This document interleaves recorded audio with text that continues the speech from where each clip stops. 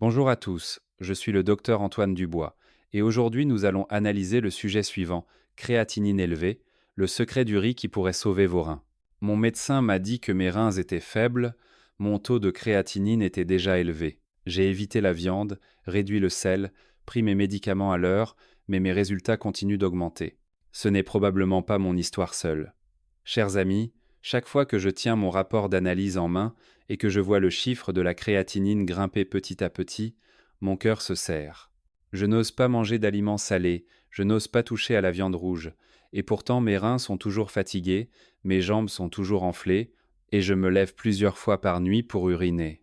Cela vous semble familier, n'est-ce pas? Beaucoup de gens se retrouvent exactement dans cette situation sans savoir que le coupable se cache dans leur repas, qui semblait pourtant le plus sain. Le bol de riz de ce matin, ce que nous mangeons depuis des décennies, pourrait être ce qui oblige les reins à travailler 2 ou 3 fois plus sans repos. Oui, ce n'est pas la viande, ce ne sont pas les médicaments, mais c'est le riz. Le type de riz que nous choisissons peut aider à faire baisser la créatinine ou la faire augmenter de manière incontrôlable. Ce que peu de gens vous disent, c'est que chaque type de riz a une teneur en minéraux complètement différente. Pour les personnes ayant des reins faibles, des minéraux comme le phosphore, le potassium et l'oxalate sont un fardeau terrible. Lorsque les reins ne filtrent plus bien, ces substances s'accumulent, entraînant une augmentation de la créatinine, un durcissement des vaisseaux sanguins et, à long terme, une insuffisance rénale grave. Mais le plus important est qu'il existe 3 types de riz vendus partout au marché et dans les supermarchés. Manger le bon type soulagera vos reins comme s'ils se reposaient. Mais une seule portion du mauvais type suffit à faire grimper votre taux de créatinine. Dans cette vidéo, je vais vous aider à distinguer les 3 types de riz à consommer pour aider les reins à récupérer et les 3 types de riz à éviter absolument, même s'ils sont présentés comme bons pour la santé. Si vous êtes préoccupé par votre taux de créatinine, si vous traitez une faiblesse rénale ou si vous avez un proche qui lutte contre cette maladie, veuillez regarder jusqu'à la fin. Car en comprenant simplement ce que contient votre bol de riz, vous pouvez aider vos reins à être plus sains chaque jour sans avoir besoin de médicaments coûteux. Et avant de commencer, veuillez laisser un commentaire «J'écoute» sous cette vidéo pour que je sache que je continue à accompagner ceux qui veulent vraiment protéger leur propre santé. Chers amis, pour comprendre pourquoi manger le mauvais type de riz peut fatiguer les reins, nous devons savoir une chose simple. Chaque grain de riz que nous mangeons apporte avec lui un fardeau de minéraux que les reins doivent traiter jusqu'à la dernière goutte. Nos reins fonctionnent comme un système de filtration d'eau sophistiqué. Chaque jour, ils filtrent près de 200 litres de sang pour éliminer les déchets, maintenir l'équilibre hydrique, salin et minéral du corps. Mais lorsque les reins sont faibles, par exemple lorsque la créatinine est élevée, de petites particules apparemment inoffensives dans les repas, comme le phosphore, le potassium ou le sodium, deviennent de petits cailloux qui obstruent ces tuyaux de filtration. Le problème est que chaque type de riz a une structure et une composition minérale différentes. Certains contiennent moins de minéraux, sont légers pour les reins, d'autres conservent une couche de son dense contenant beaucoup de potassium, de phosphore et même d'oxalate, des substances que les reins affaiblis ne peuvent presque pas éliminer complètement. Lorsque ces minéraux ne sont pas éliminés, ils commencent à s'accumuler silencieusement. Le phosphore s'accroche aux parois des vaisseaux sanguins, les durcissant, augmentant le risque d'AVC et d'insuffisance cardiaque. Un excès de potassium provoque des arythmies cardiaques et peut même entraîner un arrêt cardiaque soudain chez les patients gravement malades. L'oxalate se combine au calcium pour former de petits cristaux qui sont à l'origine des calculs rénaux. De nombreux patients à l'hôpital se plaignent. Je n'ai pas mangé salé, je n'ai pas bu de bière, alors pourquoi mes jambes sont-elles toujours enflées et suis-je toujours fatigué? Les médecins vérifient et constatent que le taux de créatinine est toujours élevé, même si les médicaments sont pris régulièrement. Lorsqu'on leur pose des questions plus détaillées, la plupart disent « Je ne mange que du riz complet pour être en bonne santé, je n'ose rien manger d'autre ». C'est une erreur courante, considérée comme saine mais qui est un fardeau pour les reins affaiblis. Pour une personne en bonne santé, le riz complet ou le riz noir est excellent, riche en vitamines, fibres et antioxydants. Mais pour une personne dont les reins sont faibles, ces substances bénéfiques deviennent des éléments que les reins ne peuvent pas éliminer, entraînant une augmentation progressive du taux de créatinine. Imaginez que si chaque jour les reins doivent filtrer des centaines de milligrammes de minéraux sans avoir la force de les éliminer, ils s'obstrueront progressivement, tout comme un filtre à eau dont le noyau n'est jamais nettoyé. Au début, l'eau est claire, mais un jour, la saleté s'accumule et la machine s'arrête de fonctionner. C'est la même chose pour les reins, sauf que lorsque nous nous en rendons compte, il est déjà trop tard. De plus, peu de gens savent que la façon de cuisiner le riz affecte également directement la charge sur les reins. Si nous le rinçons trop, nous perdons de nombreux nutriments. Si nous ne le rinçons pas, la poussière et l'amidon à la surface du grain font monter rapidement le taux de sucre dans le sang. Si nous cuisinons avec peu d'eau, le phosphore et l'arsenic restent en plus grande quantité.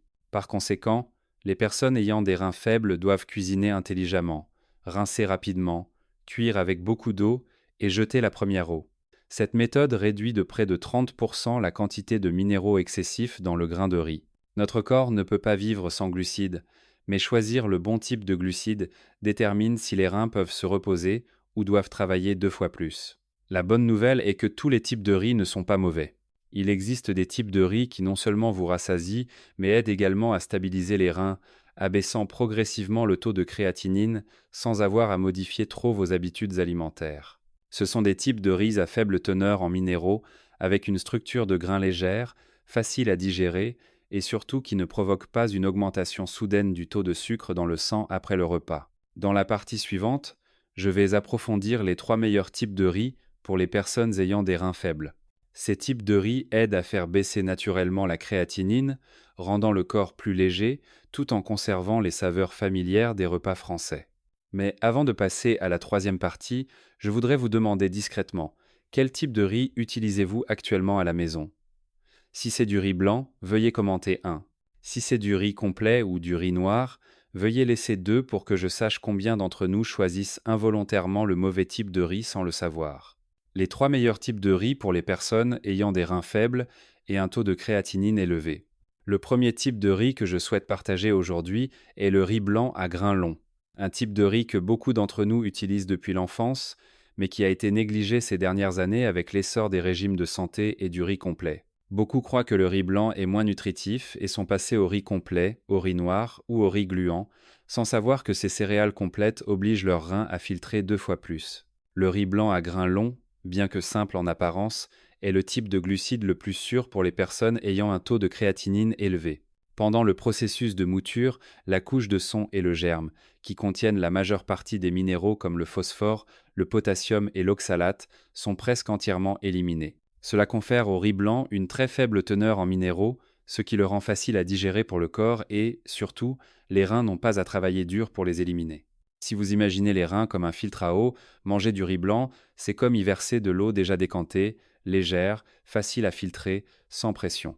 Dans une portion de riz blanc, la quantité de phosphore et de potassium n'est que la moitié de celle du riz complet. Cela peut sembler insignifiant, mais pour une personne dont les reins sont faibles, c'est la différence entre un rein qui se repose et un rein qui doit se battre pour filtrer le sang toute la journée. Lorsque nous mangeons moins de minéraux, la quantité de déchets entrant dans le sang diminue. Les reins ont le temps de récupérer et la créatinine diminue progressivement. Le riz blanc n'est pas aussi riche en vitamines que d'autres types, mais il donne aux reins une chance de respirer. Je sais que beaucoup de gens craignent que le riz blanc n'augmente le taux de sucre dans le sang. En fait, cela ne se produit que si nous en mangeons trop ou si nous le cuisinons mal.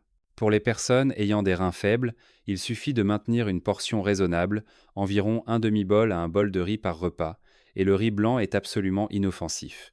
L'important est de choisir un bon type de riz, de le cuisiner correctement et de le combiner avec des légumes légers. De nombreux diététiciens recommandent toujours que si l'on doit choisir un type de glucides à consommer à long terme, en cas de faiblesse rénale, le riz blanc reste le choix le plus sûr.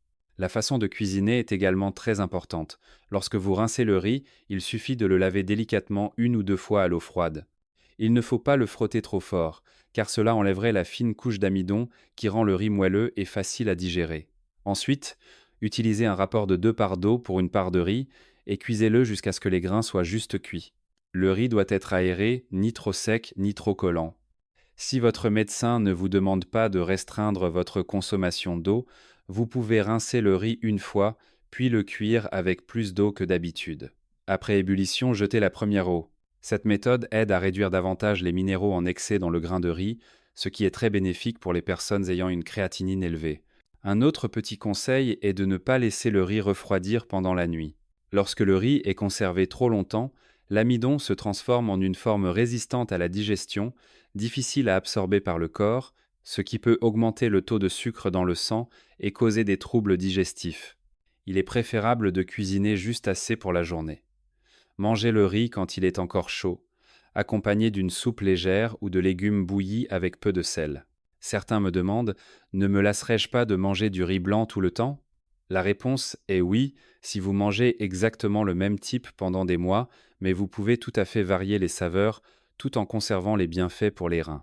C'est pourquoi je souhaite présenter le deuxième type de riz, le riz parfumé et moelleux, comme le riz basmati ou le riz thaï. C'est un excellent choix pour ceux qui veulent des repas plus savoureux sans nuire à leurs reins. Le riz parfumé et moelleux a une teneur en minéraux similaire à celle du riz blanc à grains longs.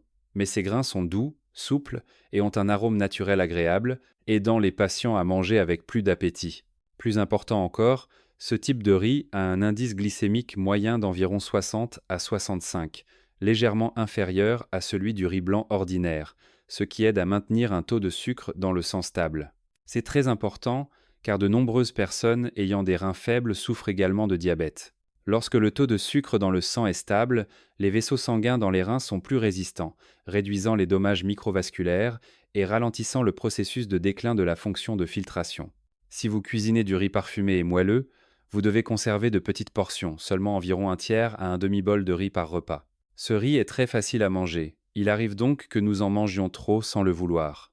Vous pouvez également mélanger du riz parfumé et moelleux avec une petite portion de riz blanc à grains longs pour obtenir à la fois l'arôme et une faible teneur en minéraux. Lors de la cuisson, utilisez également un peu plus d'eau, le riz sera plus doux et plus facile à digérer. Et comme pour le riz blanc, n'ajoutez pas de sel, de beurre ou de bouillon d'os lors de la cuisson. Il suffit d'un riz parfumé et moelleux, accompagné de quelques légumes bouillis et d'une source de protéines légères comme du poisson à la vapeur ou du tofu, pour obtenir suffisamment d'énergie sans alourdir les reins. De nombreux seniors m'ont confié qu'après seulement 2 mois passés à manger du riz parfumé et moelleux, en mangeant du porridge léger le matin et du riz doux le soir, leur corps était plus léger, l'œdème des jambes avait diminué, les mictions nocturnes s'étaient réduites et leur morale était meilleure. Certaines personnes, lors de leurs analyses de suivi, ont même constaté une légère diminution de leur taux de créatinine. Ce n'est pas un miracle, mais le résultat du choix du bon type de riz. Savoir manger moins, mais régulièrement, aide les reins à avoir le temps de récupérer. Si vous écoutez jusqu'ici, essayez de penser au type de riz que vous utilisez chez vous. Si c'est du riz blanc ou du riz parfumé, cela signifie que vous êtes sur la bonne voie. Si vous utilisez toujours du riz complet ou du riz noir en pensant que c'est bon pour la santé, la prochaine partie expliquera pourquoi cela pourrait être une erreur. Mais avant cela, je voudrais vous présenter un troisième type de riz destiné aux personnes dont la créatinine est stabilisée et qui souhaitent varier les plaisirs tout en restant en sécurité. Il s'agit du riz semi-complète. Ce type de riz a été débarrassé de la majeure partie de son enveloppe extérieure, ne conservant qu'une fine couche intérieure contenant des fibres solubles bénéfiques pour la digestion. Le riz semi-complet n'est pas aussi populaire que le riz blanc ou le riz parfumé, mais c'est un choix très intéressant pour les personnes qui ont réussi à stabiliser leur créatinine. La raison en est que ce type de riz conserve une petite partie des fibres solubles du son, ce qui facilite la digestion, tout en éliminant la majeure partie des minéraux qui obligeraient les reins à travailler dur. Ainsi, les patients peuvent varier leur saveur sans craindre de surcharger leurs reins. Cependant, le riz semi-complet ne convient qu'aux personnes qui ont dépassé la phase de fatigue rénale intense. Si vous êtes dans une période où votre créatinine augmente rapidement, où vous avez des œdèmes aux jambes, êtes fatigué, urinez peu, ou si vos analyses montrent une forte diminution de la fonction de filtration, il est préférable de vous en tenir au riz blanc à grains longs ou au riz parfumé et moelleux pour réduire la pression sur vos reins. Une fois la situation stabilisée, vous pouvez alterner le riz semi-complet environ 2 à 3 fois par semaine. Lorsque vous cuisinez du riz semi-complet, il faut le faire tremper dans l'eau pendant environ 30 minutes avant de le mettre dans la casserole pour que les grains soient plus tendres. Utilisez un rapport d'eau plus élevé que d'habitude, environ 2 tasses et demie d'eau pour une tasse de riz. Cuire à feu doux pour que le riz cuise uniformément. Le riz semi-complet a un goût légèrement noisette et il est délicieux accompagné d'une soupe de légumes ou de poisson à la vapeur. Les personnes âgées trouvent souvent que ce type de riz aide à faciliter le transit intestinal, à avoir un ventre plus léger et moins de ballonnement. Il est important de se rappeler que même si le riz semi-complet est plus léger que le riz complet, il contient toujours plus de minéraux que le riz blanc. Il ne faut donc pas en manger tous les jours. Considérez-le comme une variation, à manger occasionnellement pour éviter la lassitude, juste assez pour apporter des fibres supplémentaires, tout en étant sûr pour les reins. Lorsque vous en mangez, vous devriez boire un peu plus d'eau pour faciliter le processus de filtration et aider les reins à éliminer plus facilement les déchets. Dans une petite étude en Asie, des patients atteints de maladies rénales légères ont été encouragés à passer du riz complet au riz semi-complet. Après 8 semaines de suivi, leur taux de créatinine était plus stable. Le niveau de phosphore dans le sang avait diminué de manière significative et ils mangeaient avec plus d'appétit qu'auparavant. Cela montre que ce n'est pas parce qu'un aliment est complet qu'il est bon, mais qu'il est important de choisir le type qui convient à l'état de santé de chacun. Si vous écoutez jusqu'ici et que vous vous demandez si vous devriez essayer le riz semi-complet, la réponse est oui. Mais commencez très lentement, ne remplacez qu'un repas par semaine et observez la réaction de votre corps. Si vous vous sentez bien, sans lourdeur abdominale, sans fatigue, vous pouvez continuer. Si, après en avoir mangé, vous vous sentez fatigué, urinez peu ou avez un léger œdème, revenez au riz blanc ou au riz parfumé et moelleux pour assurer votre sécurité. Un patient de Nantes m'a dit un jour : « Je mange du riz semi-complet 3 fois par semaine, et le reste du temps je mange du riz blanc. C'est étrange, mais juste ce changement a rendu mon ventre plus léger, j'ai mieux mangé et mieux dormi. Les résultats de mes analyses après 3 mois montrent que ma créatinine est stable, elle n'augmente plus. Cette histoire est la preuve qu'un petit changement dans notre repas peut aider à maintenir la fonction rénale à long terme. En résumé, les 3 types de riz les plus sûrs et les plus utiles pour les personnes ayant des reins faibles et une créatinine élevée sont le riz blanc à grains longs, le riz parfumé et moelleux et le riz semi-complet. Ces 3 types n'alourdissent pas les reins, sont faciles à digérer, faciles à cuisiner et, surtout, aident à maintenir un indice stable si l'on sait comment les manger correctement. Chaque bol de riz bien choisi est un petit pas, mais précieux, sur le chemin de la santé rénale, loin de la dialyse et des médicaments. Si vous écoutez jusqu'ici, rappelez-vous qu'il n'est pas nécessaire de tout changer en un jour. Commencez simplement par le bol de riz d'aujourd'hui en choisissant le type de riz le plus léger, vos reins vous en seront reconnaissants. Et maintenant, rejoignez-moi pour la partie suivante, où nous parlerons de 3 types de riz qui semblent nutritifs, mais qui augmentent sournoisement la créatinine et poussent les reins à leurs limites. Chers amis, après avoir découvert les 3 types de riz qui aident les reins à se reposer et à stabiliser la créatinine, il est temps de parler d'une partie tout aussi importante. 3 types de riz qui semblent bons, mais qui obligent en fait les reins à travailler intensément et accélèrent le processus de déclin de la fonction de filtration du sang. Beaucoup de gens continuent d'en manger chaque jour sans savoir qu'ils augmentent leur propre taux de créatinine à chaque repas.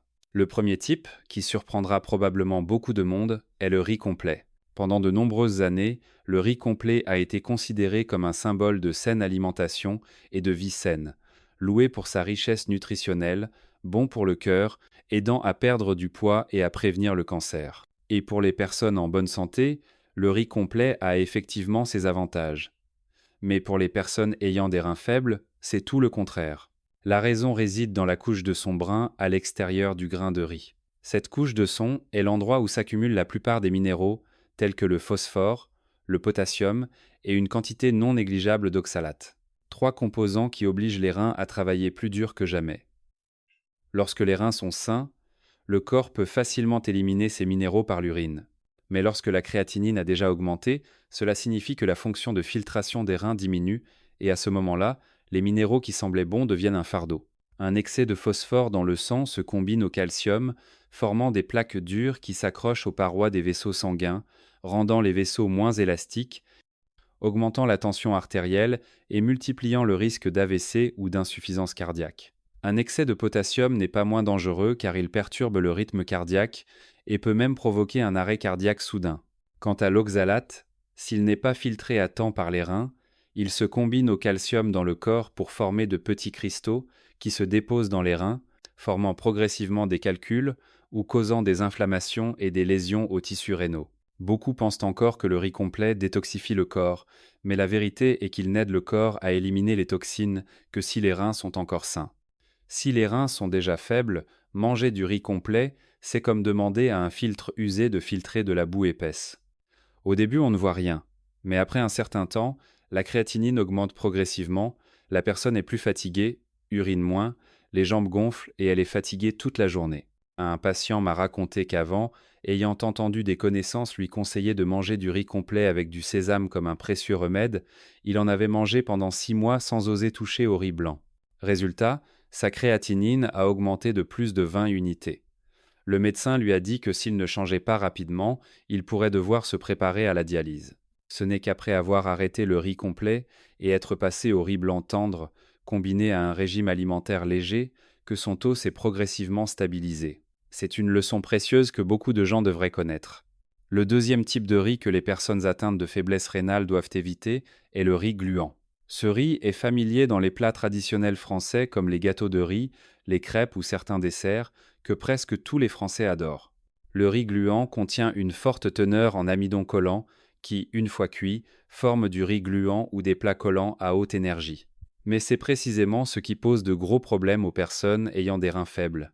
L'amidon du riz gluant a une structure difficile à digérer, ce qui fait monter rapidement le taux de sucre dans le sang après le repas. Pour les personnes souffrant à la fois de faiblesse rénale, de diabète ou d'hypertension artérielle, cela est extrêmement dangereux. Une augmentation rapide du taux de sucre dans le sang endommage les petits vaisseaux sanguins des glomérules rénaux, affaiblissant les reins plus rapidement.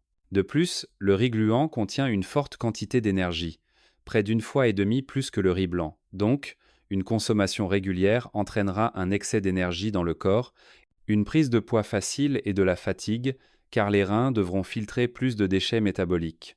Un autre point que peu de gens connaissent est que le riz gluant contient une quantité relativement élevée de purine. C'est une substance qui, une fois dans le corps, se transforme en acide urique, la principale cause de la goutte, et qui alourdit les reins. Une personne ayant déjà un taux de créatinine élevé, qui mange souvent des plats à base de riz gluant, ne fait qu'aggraver la situation. Les reins, déjà fatigués, doivent en plus filtrer l'acide urique, le phosphore et le sucre, ce qui détériore rapidement l'état. Un patient m'a confié: je ne mangeais que du riz gluant le matin, une petite portion à chaque fois, je pensais que ce n'était rien. Pourtant, 3 mois plus tard, lors de mes analyses, ma créatinine avait augmenté et mes jambes commençaient à gonfler. Le médecin m'a dit d'arrêter immédiatement le riz gluant. C'est là que j'ai compris. Cette petite habitude, juste une portion de riz gluant chaque matin, suffisait à faire perdre le contrôle de leurs chiffres aux personnes ayant des reins faibles. Non seulement cela, mais de nombreux plats traditionnels comme les galettes de riz, les riz au lait ou certains desserts à base de riz gluant contiennent beaucoup de sucre et d'amidon collant, obligeant les reins à traiter le double de la quantité métabolique. Par conséquent, si vous êtes en phase de traitement ou de récupération de la fonction rénale, évitez absolument le riz gluant et les plats qui en sont faits. Le troisième type de riz à mentionner est celui qui est massivement promu comme un super aliment, le riz noir, également appelé riz violet ou riz interdit. Sur les réseaux sociaux, les gens louent le riz noir pour ses propriétés anti-âge, de réduction du cholestérol et de prévention du cancer. Ces avantages sont vrais dans une certaine mesure pour les personnes ayant des reins sains, mais pour les personnes ayant des reins faibles, c'est un piège sucré. Le riz noir a une couleur violet foncé due à sa richesse en anthocyanes, de puissants antioxydants. Cependant, ce type de riz a une teneur en minéraux très élevée, en particulier en phosphore, potassium et oxalate. Chaque bol de riz noir peut contenir 3 fois plus de minéraux que le riz blanc. Cela oblige les personnes dont les reins sont déjà difficiles à filtrer à travailler extrêmement dur pour les éliminer. Lorsque la quantité d'oxalate augmente dans le sang, il se combine au calcium pour former de petits cristaux qui se déposent dans les tubules rénaux.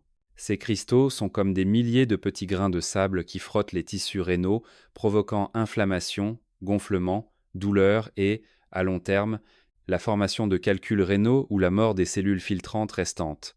Les personnes qui mangent régulièrement du riz noir peuvent ressentir de la fatigue, uriner peu ou avoir une urine foncée.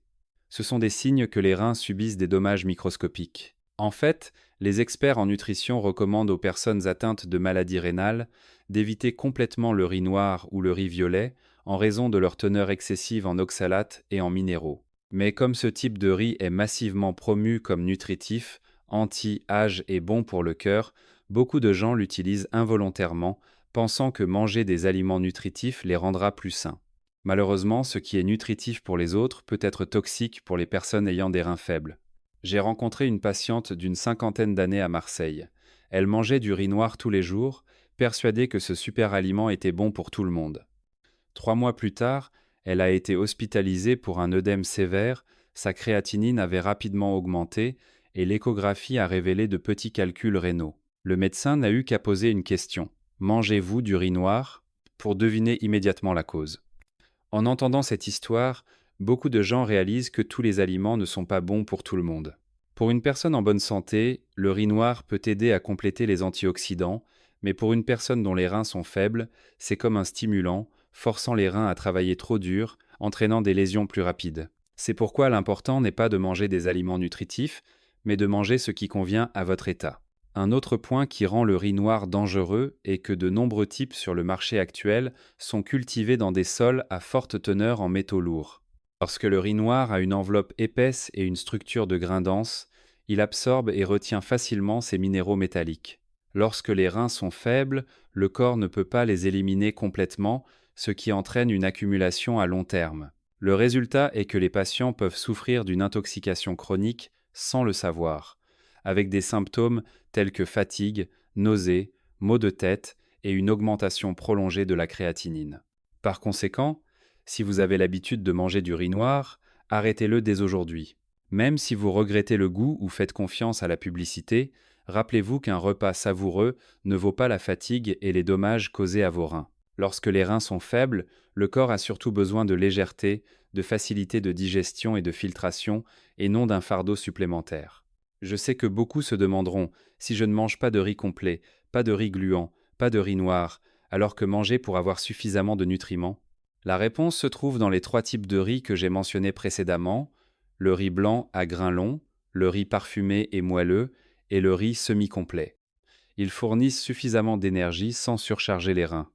Il suffit de manger la bonne quantité, de les combiner avec des légumes à faible teneur en minéraux, et les patients peuvent rester en bonne santé, bien manger et maintenir un taux de créatinine stable pendant de nombreuses années.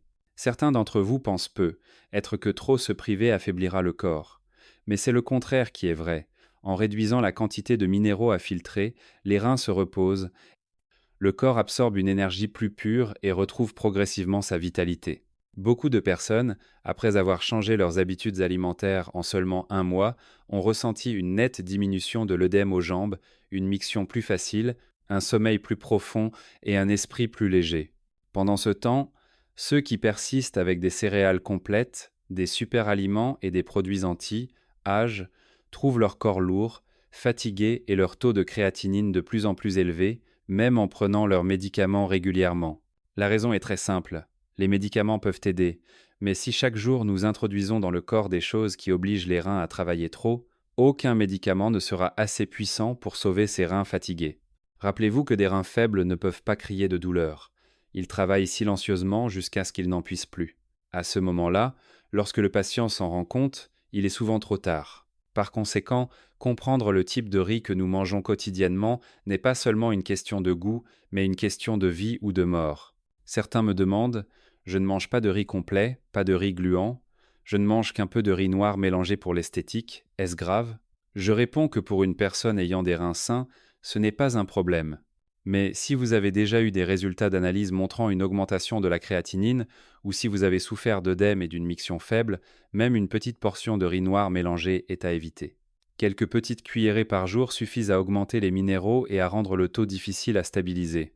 Un mauvais bol de riz peut augmenter la créatinine, mais un bon bol de riz peut aider les reins à se reposer et à récupérer. Par conséquent, s'il vous plaît, ne sous-estimez pas vos repas quotidiens. Chaque type de riz est un choix pour la santé. Soit il nourrit, soit il détruit. Lorsque vous comprenez cela, vous verrez que renoncer au riz complet, au riz gluant ou au riz noir n'est plus une épreuve, mais une façon de vous protéger. Notre corps n'a pas besoin de ce qui semble nutritif, mais de ce qui est facile à absorber, faible en toxines et adapté à l'état réel des reins. Si vous regardez cette vidéo et que vous vous souvenez que vous avez encore un sac de riz complet ou de riz noir dans votre cuisine, n'hésitez pas, donnez-le à des proches en bonne santé et choisissez un type de riz plus léger pour vous-même. C'est une petite décision, mais qui peut sauver tout votre parcours de santé à l'avenir. Et avant de passer à la partie suivante, je veux que vous réfléchissiez. Le bol de riz que vous mangez aujourd'hui, est-ce pour vous rassasier ou pour être en bonne santé? Si l'objectif est de vivre longtemps et en bonne santé, choisissez le type de riz qui permet à vos reins de se reposer. Si vous continuez à manger par habitude, un jour, Votre corps vous obligera à vous arrêter avec les chiffres sur votre rapport d'analyse.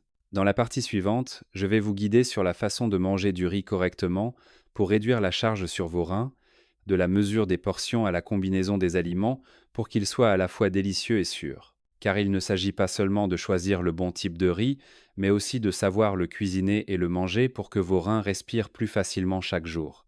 Chers amis, si vous avez écouté jusqu'ici, cela signifie que vous vous souciez vraiment et que vous faites des efforts chaque jour pour protéger votre santé. Et je veux vous dire qu'il suffit de comprendre correctement et d'agir correctement, les reins ont encore une chance de récupérer même après de nombreuses années de fatigue. Un bol de riz du bon type, de la bonne manière, dans la bonne quantité, semble insignifiant mais peut changer toute votre santé à long terme. Les reins n'ont pas besoin de remèdes précieux, pas besoin de miracles, ils ont juste besoin que nous les aimions et leur donnions du repos. Laissez vos reins travailler en douceur, laissez votre sang être purifié, laissez votre corps être en paix.